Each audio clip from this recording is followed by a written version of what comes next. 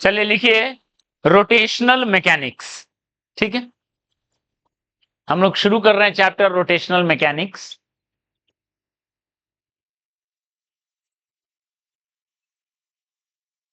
देखिए इस चैप्टर के बारे में, ठीक है, ये चैप्टर एक नोशन बना हुआ है कि ये बहुत टफ चैप्टर है, जो कि एब्सोल्युटली रॉन्ग है।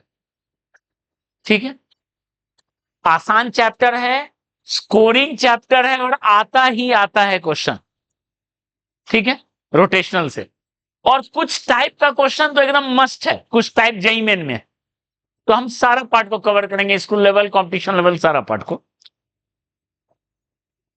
देखिए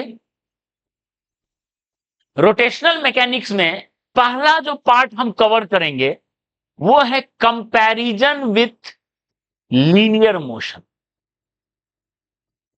अगर आप कंपैरिजन को समझ लेते हो तो 30 to 40% आज ही कवर हो जाएगा कंपैरिजन से। हाँ, उसका प्रॉब्लम बाकी होगा, थ्योरेटिकल पार्ट कवर हो जाएगा। ठीक है, कंपैरिजन है लीनियर मोशन से, मतलब जो पहला चैप्टर काइनेमेटिक्स पर है उससे कंपैरिजन इसके काइनेमेटिक्स। मतलब ये कहना है कि एक एक्स एक्सिस में कोई पर्सन मूव कर रहा है, इसको हम पहला चैप्टर में पढ़े थे, motion along straight line, 3 equation. ठीक है, ये एकदम आइडेंटिकल है अगर कोई एक्सिस के अबाउट कोई बॉडी घूम रहा है। दोनों आइडेंटिकल केस है, इसलिए हम दोनों में कंपैरिजन कर सकते हैं। कैसे, वो अभी आपको समझ में आएगा। ये मान लो एक्स एक्सिस में चल रहा है कोई पर्सन, ये जेड एक्सिस के अबाउट घूम रहा है, दोनों एक ऐसा चीज है। ठीक है, कैसे, इसको देखिए। पहले देखो, इसको शुरू करते हैं काइनेमेटिक्स चैप्टर में। ये एक्स कोऑर्डिनेट पे, ये है पोजीशन।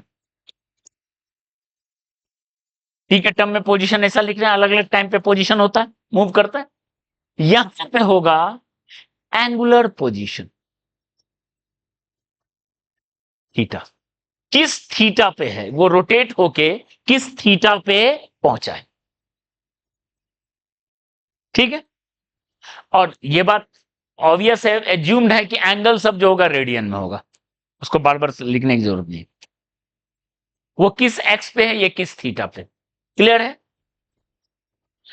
अब अगर एक्स इनिशियल से एक्स फाइनल हुआ तो हम लिखते हैं डिस्प्लेसमेंट, इसको लिखते हैं डिस्प्लेसमेंट, लिखते हैं equal to x final minus, तो सेम चीज कोई बॉडी घूम रहा है, अभी थीटा 1 एंगल पे है, थोड़ी देर बाद थीटा 2 एंगल पे चला गया, तो थीटा इनिशियल से थीटा फाइनल चला गया, तो हम लिखेंगे delta theta, that is theta final minus, इसको लिखेंगे एंगुलर, बताओ, डिस्प्लेसमेंट। एंगुलर वर्ड लगा हुआ है। क्लियर है, क्लियर है ये। चलो अब आते हैं, हम लिखेंगे वेलोसिटी। क्या लिखते हैं, डी एक्स बाय, कंपैरिजन देखो, तो यहां क्या लिखेंगे बताओ, angular velocity omega Z, Z के लॉन्ग, वो एक्स के लॉन्ग चल रहा है वी एक्स, ये जेड के लॉन्ग रोटेट कर रहा है तो ओमेगा जेड। ठीक है, तो क्या लिखेंगे सिंबल बताओ, डी थीटा बाय, ध्यान से सुनो तो हर चीज समझ में आएगा। क्लियर है, चलिए अब आगे बढ़ते हैं।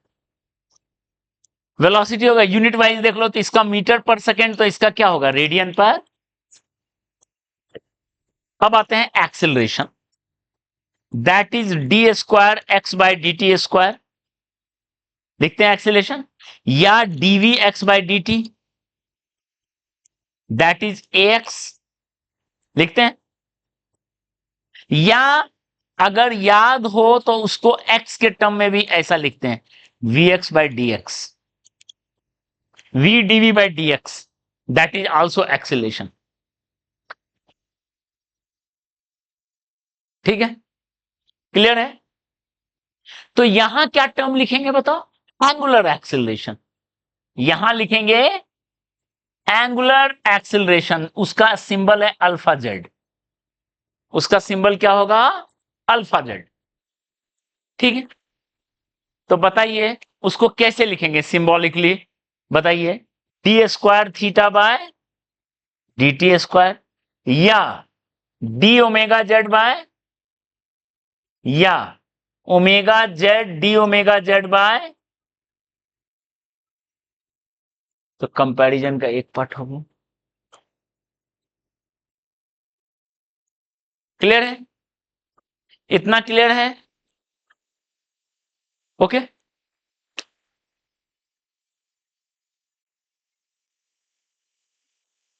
चलिए अब कंपैरिजन में आगे बढ़ते चलते हैं। ओके, हम लोग चल रहे थे दो पार्टिकल का, अगर दोनों एक तरफ है, वेलोसिटी और एक्सिलरेशन, तो स्पीड क्या होता था? बताओ, बढ़ता था कि घटता था? दोनों एक तरफ हो तो स्पीड बढ़ेगा, और उल्टा हो तो स्पीड घटेगा। क्लियर है? इसका रिजेंबलेंस यहां देखो, अगर दो, एक बॉडी ऐसे घूम रहा है ओमेगा जेड, और अल्फा भी वैसा ही है, तो वो क्या करेगा? एंगुलर स्पीड को बढ़ाएगा, दोनों एक तरफ। और उल्टा है, मान लो ऐसे घूम रहा है लेकिन अल्फा जेड है उल्टा, तो एंगुलर स्पीड घटेगा। वहां क्लॉकवाइज घूमना, मान लो दोनों क्लॉकवाइज है या दोनों एंटी क्लॉकवाइज है तो बढ़ेगा, एक क्लॉकवाइज और एक एंटी क्लॉकवाइज है तो रोटेशन है। ठीक है, इसका बहुत अच्छा एग्जांपल जानते हो, fan is switched on. Fan is switched on, कोई फैन को ऑन किए और उसका स्पीड बढ़ रहा है घूमने का, और यहां होगा फैन इज स्विच्ड,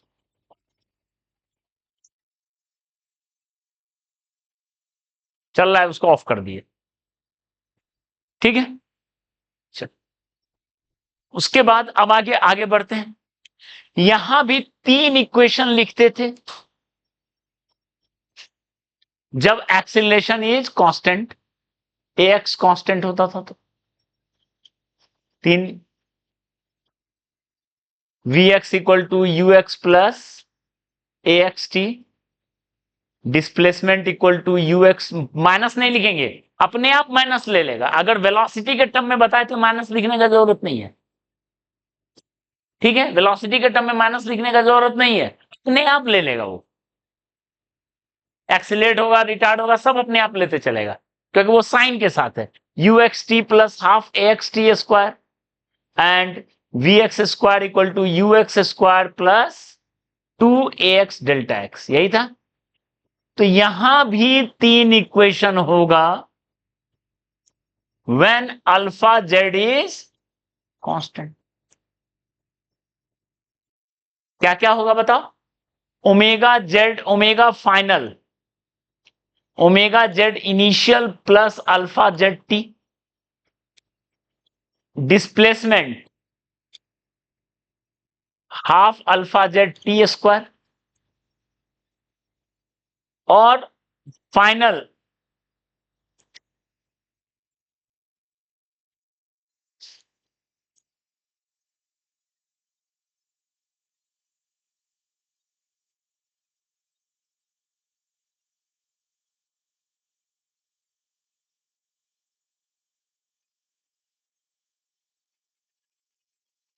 ठीक है, तीन इक्वेशन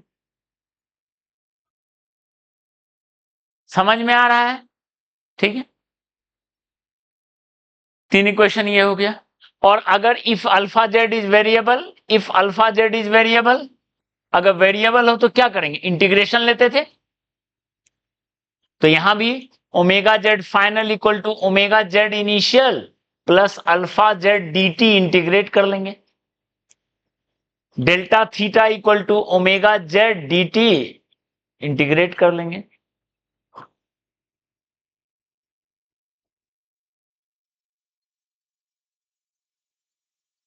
ठीक है, वेरिएबल हो तो इंटीग्रेशन का हेल्प लेंगे, नहीं हो तो सीधा चलेगा।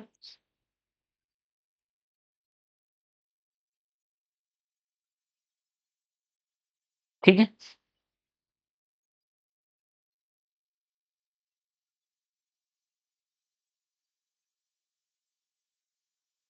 स्पेशल केस, स्पेशल केस क्या बताए थे? कोई चीज रेस से चलता है, ए एक्सीलरेशन है, एस डिस्टेंस चला है, उसका स्पीड है v, तो क्या लिखते थे? v equal to s equal to t, v equal to 2as और t इक्वल टू, ये चार इक्वेशन लिखते थे। तो सेम चीज, मान लो कोई चीज रेस से शुरू हुआ है, कोई चीज रेस से शुरू हुआ और उसमें अल्फा जेड है, जैसे ए है, तो बताओ ओमेगा किसी टाइम पे क्या होगा? अल्फा जेड इंटू टी, एकदम सेम। कितना एंगल रोटेट होगा? Half alpha z t square. कितना एंगुलर स्पीड होगा थीटा घूमने के बाद? थीटा घूमने के बाद कितना स्पीड होगा? जैसे एस जाने के बाद क्या स्पीड होगा? सेम रिजेम्बलेंस दिख रहा है ना? कितना टाइम लगेगा उसको घूमने में, उतना।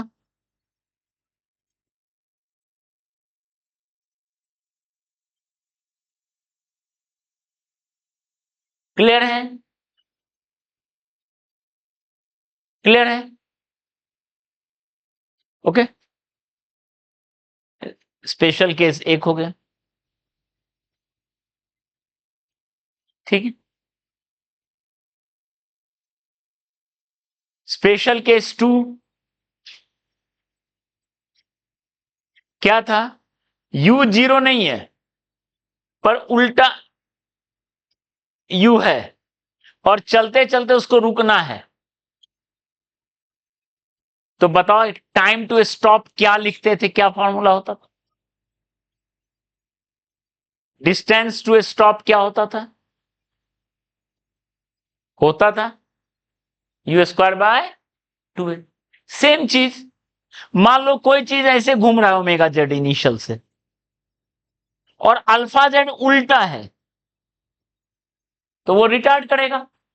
तो कैसे रिटार्ड करेगा? कितना देर में रुकेगा बताओ? जैसे फैन को ऑफ कर रहे हैं, वहां है u बाई ए टाइम में रुकता है, यहां सब पढ़ा चुके हैं, सब बता चुके हैं।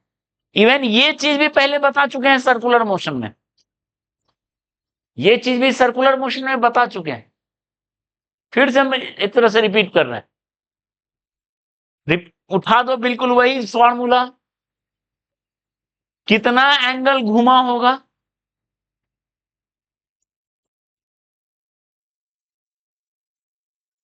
क्लियर है?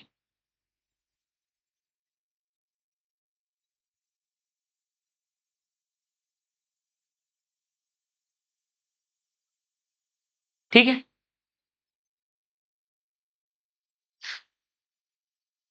ये कंपैरिजन समझ में आया? कंपैरिजन समझ में आया? ठीक है, कई बार ओमेगा रेडियन पर सेकंड में नहीं देता।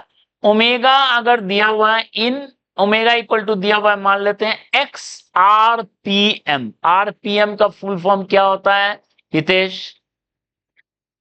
Revolution per minute. एक मिनट में, ये सेम चीज है, कितना एक मिनट में कितना बार रिवॉल्व करेगा। ठीक है, तो बताओ ऐश्वर्या, अगर एक्स आरपीएम है तो उसको कितना रेडियन पर सेकेंड लिखेंगे? जिससे पूछेंगे वो बताना कितना रेडियन पर सेकेंड लिखेंगे।